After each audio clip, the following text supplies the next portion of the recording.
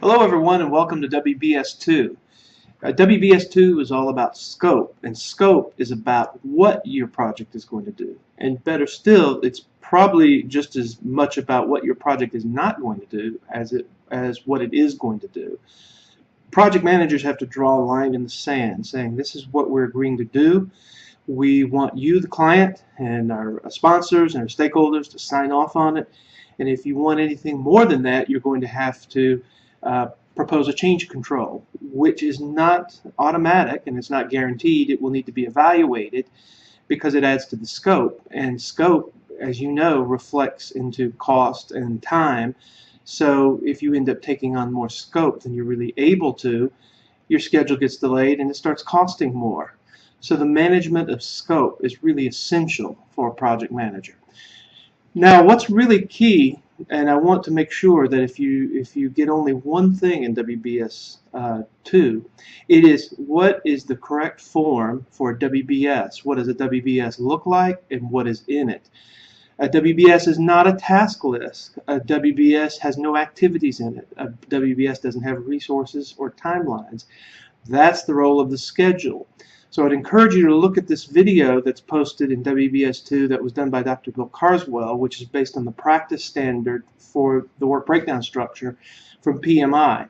I am also going to post a presentation along with the week slides that I'm presenting in my Eagle Vision class.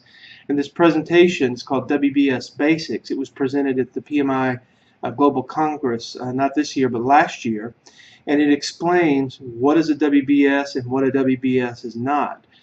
This is especially important when you're working on that exercise where you're asked to enter in a WBS into MS Project.